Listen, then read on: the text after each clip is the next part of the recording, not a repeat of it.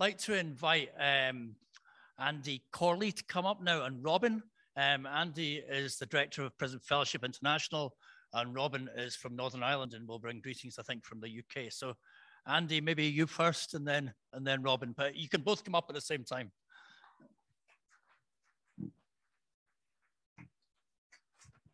Thank you, John.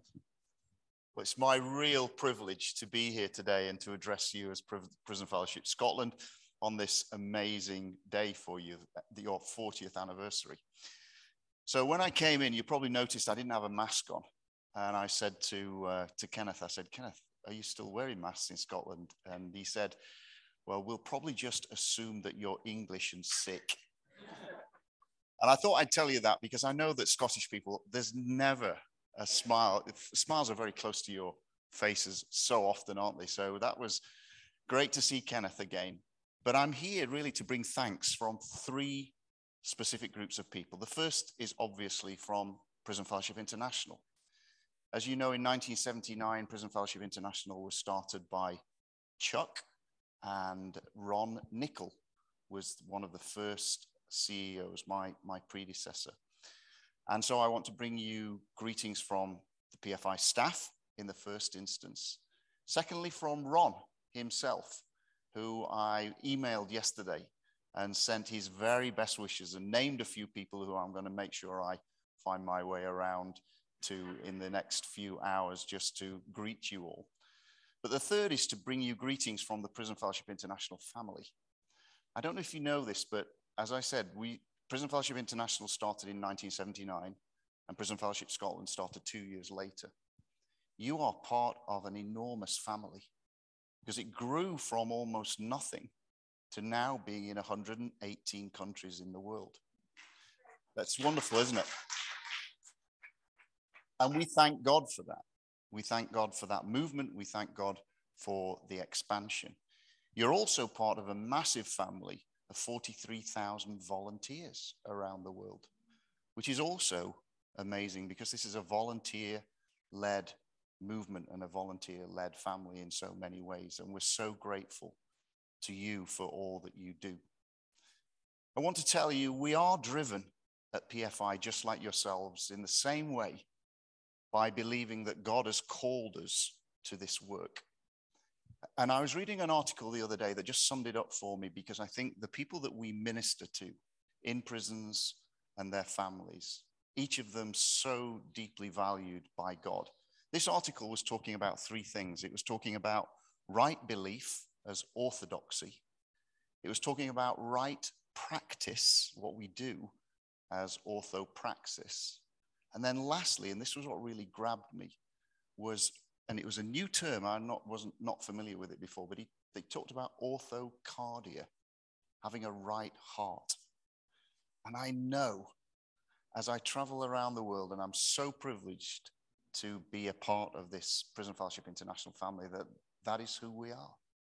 We have the right heart. We do what we do because we know that this ministry and this mission tracks really closely with the heart of God for people like, where's David gone? Where did he go? Wonderful. But you're the kind of man that we live for, David. Wonderful, wonderful story. So I just wanted to remind you of that and say it's my privilege to be here today, to express that to you and to say thank you so much. Thank you for all that you do. Keep going. Be encouraged. Amazing things are happening around the world. And I'd just like to read this as my sign-off. We, in the Prison Fellowship International family, wish to formally congratulate Prison Fellowship Scotland on their 40th anniversary. The impact that a pioneering and visionary group of men and women had in Scotland has had an impact in your country and now all over the world. That impact is, in our opinion, immense. We applaud and thank all our brothers and sisters, the board, the executive leadership, and the outstanding volunteers, past and present, for their work on behalf of prisoners, their families, in their own country, and now far beyond. May the God who has sustained you these 40 years continue to guide and empower you in the future. God bless you.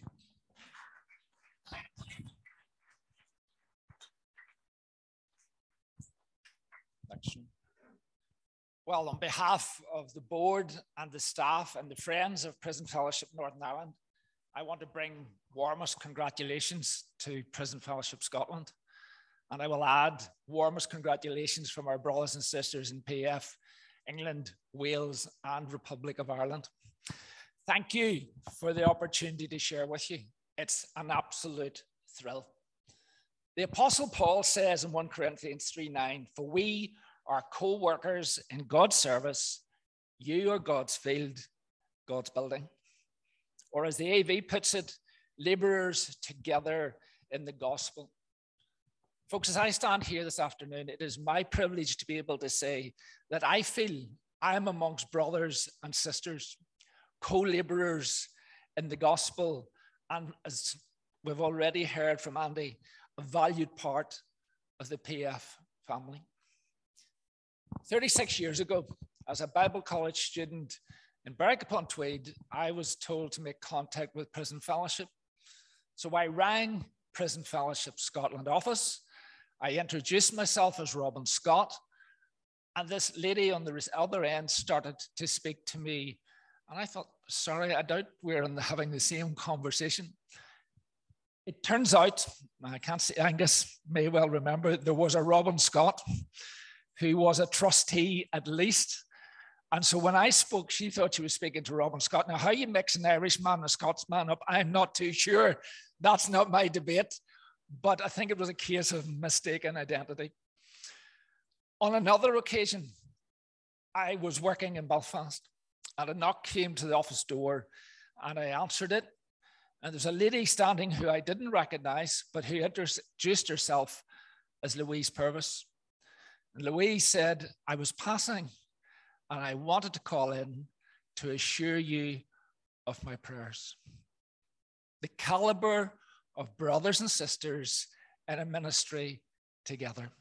That's why it's been my joy and my privilege over the last number of years working together with friends in PF Scotland and serving and sharing and praying together, hearing of the opportunities that have been afforded you by the prison service of Scotland, hearing of the work that has been going on as you share, and also, and maybe more importantly, standing with you in prayer as you've gone through various and different situations. As all of you will know who are involved in ministry, can be challenging at times. Everything doesn't constantly run smooth. Many competing demands. But when we add the extra dimension of saying that we work with those whom society deems unworthy, prisoners, former prisoners, and indeed their families, you can get a variety of responses, but a couple stand out. Why waste your time with people like that? They deserve all they get. That's the ones that are quotable in this gathering this afternoon. But let us remind ourselves why. We remind ourselves that it's not our work. It's not Prison Fellowship's work. It's not Prison Fellowship Northern Ireland's work. It's not even Prison Fellowship International's work. It's the work of God. That's why I believe on an occasion such as a 40th anniversary, 40th birthday, call it what you will, that we turn to Almighty God and thank Him for His faithfulness, His encouragement, and His commitment to us, whether as staff, as trustees, as volunteers, or maybe you think, well, I don't fit any of those categories, but you're a prayer partner, you're a donor. All of those things make a huge impact, because without it, we wouldn't be here today. You wouldn't be here celebrating.